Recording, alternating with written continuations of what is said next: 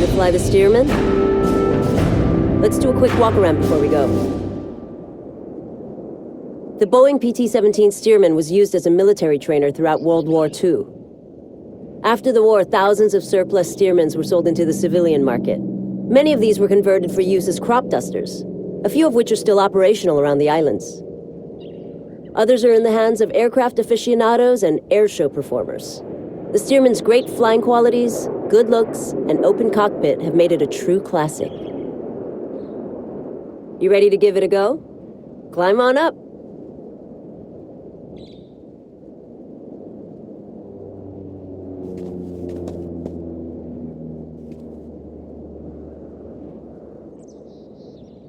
Take a look around. You'll see that the panel is fairly simple. Pilots use a checklist to help them remember all the steps required to safely operate an aircraft. Go ahead and bring up the checklist. You can manually perform the checklist, run the checklist automatically, or skip it completely. Since we don't have a lot of time in this aircraft, I'll run through the checklist with you and help you out with the steps. Here's the engine start checklist. Brakes, apply and hold. Throttle open to 1/2.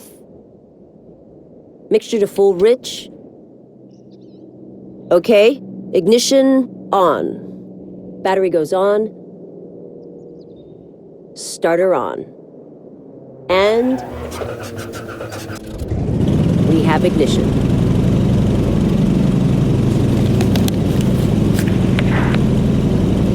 Throttle back to 800 RPM. Oil pressure looks good.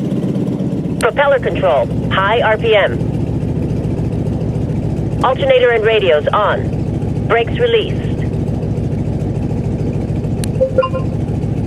Notice how hard it is to see over the nose when on the ground? You can look over the side to get a better view. Go ahead and try it.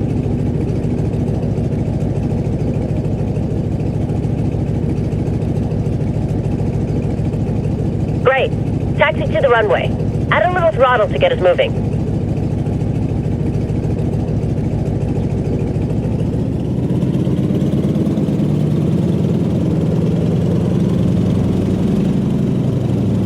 Go easy on the brakes in a tail dragger, like the Stearman. The tail can come up and flip the plane, so stay aware of that during the takeoff and landing. You're taxiing a little too fast. Hey, we're in the grass. This aircraft can handle it, but try and stay on the taxiway.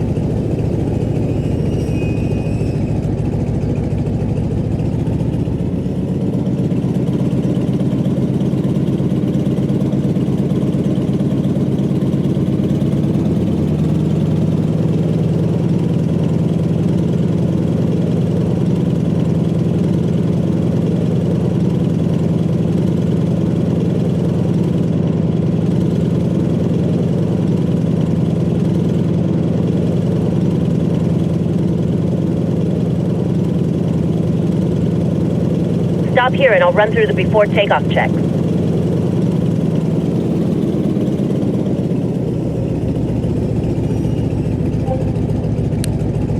Elevator trim set.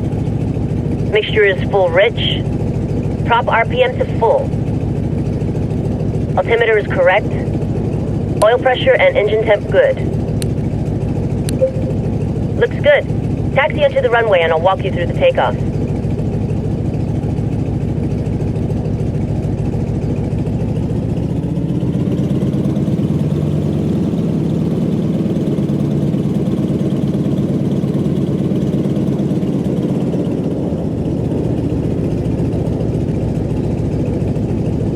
When lined up and ready, slowly add full throttle.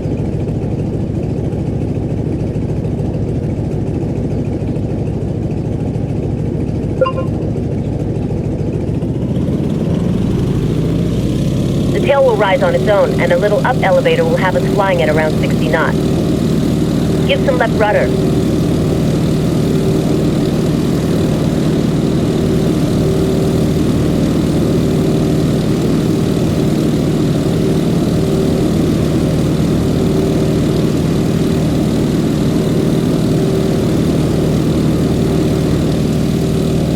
We're off. Pitch to climb out at 80 miles per hour or about 70 knots. We'll climb straight out to 500 feet and then do a little sightseeing.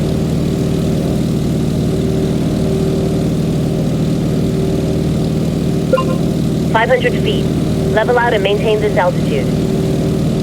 Set the throttle for cruise at 85% or 22 inches on the manifold pressure. I'll pull the propeller back to 1900 RPM.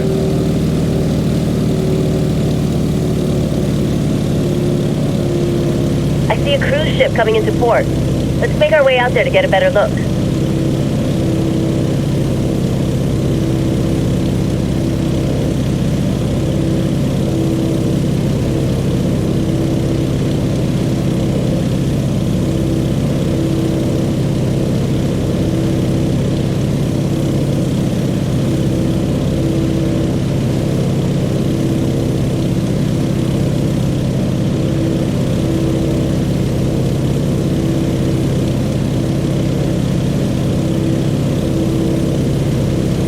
That's a big ship. Why don't you circle it to get a better view?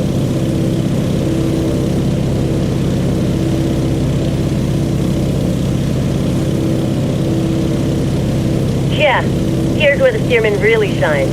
It's a nice, docile airplane with an open cockpit that lets you really enjoy the scenery.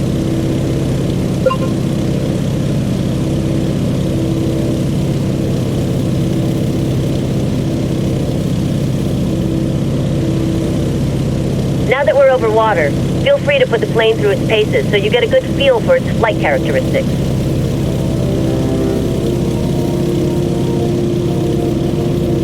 We're getting pretty slow. Expect less responsive controls at this speed. Whoa, you got a little close. Hopefully we won't get in trouble for that.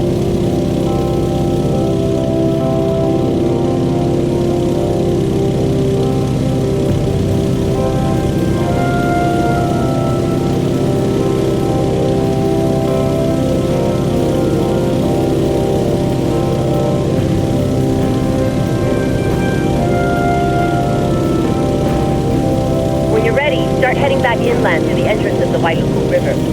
We'll follow the river to Rainbow Falls. That should set us up nicely for landing.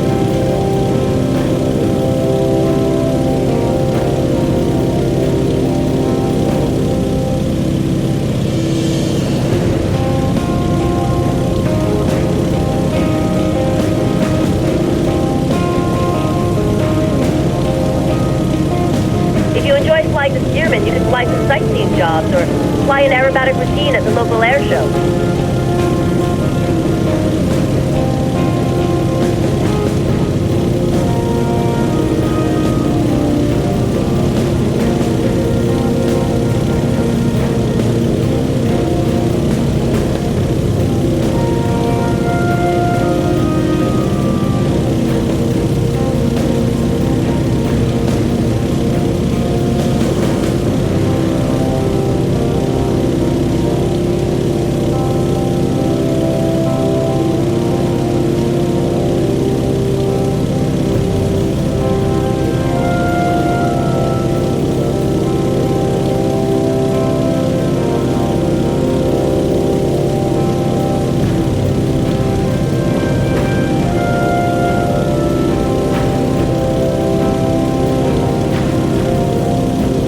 There's Coconut Island. What a perfect spot for a picnic.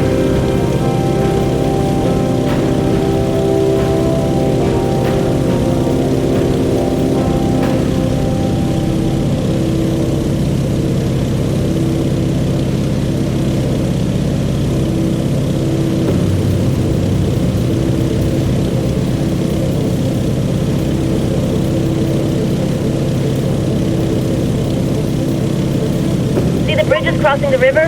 We'll follow the river to the falls.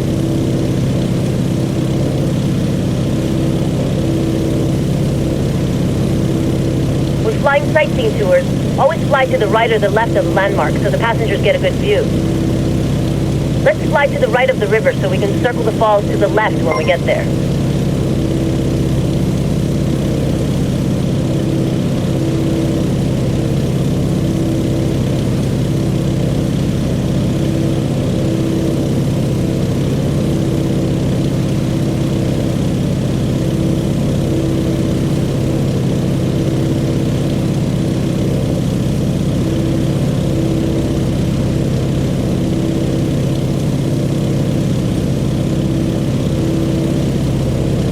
Circle the falls to the left, and then we'll start looking for the airport. We want to start heading back. Rainbow Falls is 80 feet tall and ends in a natural pool surrounded by wild ginger.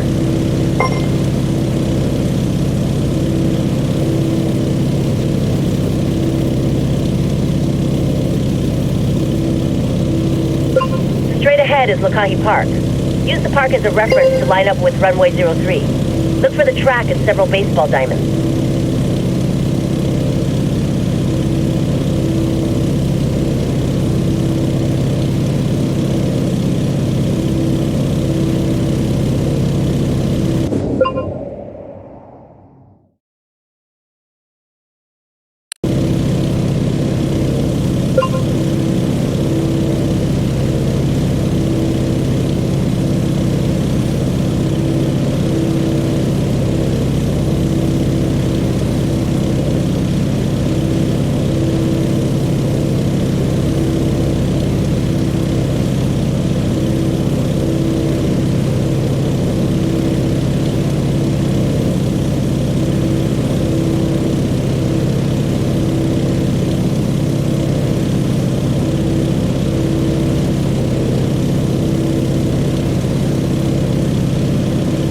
Getting a perfect landing in a tail dragger is a little more difficult than in a tricycle gear aircraft.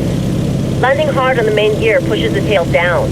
If you're carrying too much airspeed, this results in a bounce, or two, or three. So make sure you're nice and slow with a nose-high attitude before touching down. This is called a three-point landing because all the wheels touch at nearly the same time.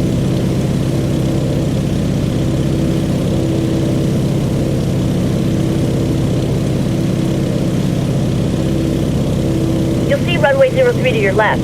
Go ahead and start turning left to line us up for landing. Time for before landing checks. Mixture to rich. Prop RPM to full. For the landing, our approach speed should be about 75 miles per hour or 65 knots.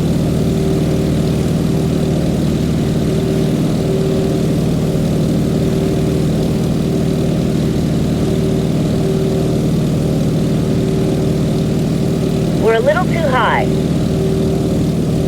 It can be hard to see the runway over the nose on the approach. Some pilots make S-turns to keep the runway in sight, or you can just look over the edge of the cockpit. You're a little fast. Throttle back a bit.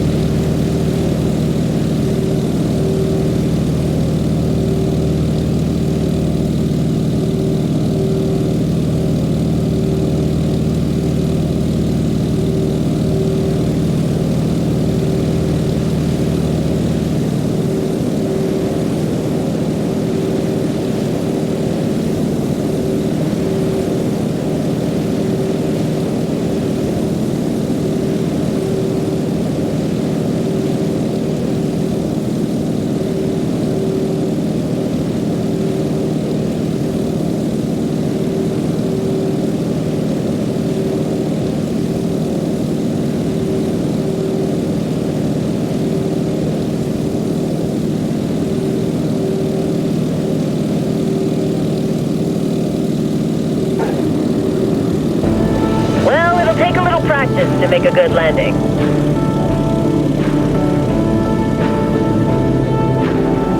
Turn left at the next taxiway.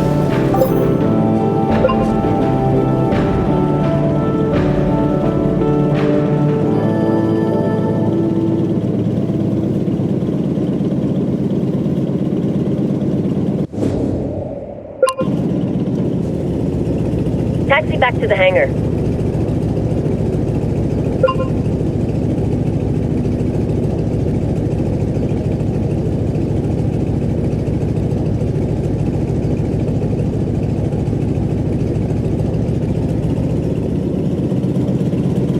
Some pilots will make S-turns while they taxi to keep a good view out front.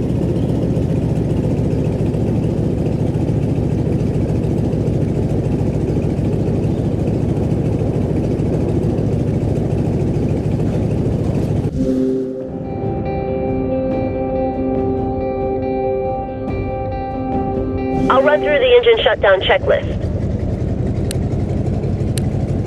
Throttle idle. Prop to low RPM. Ignition goes off.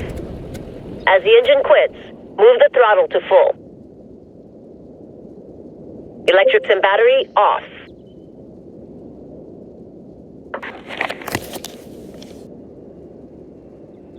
Great flight. If you want to come back and fly some sightseeing flights, check the job board.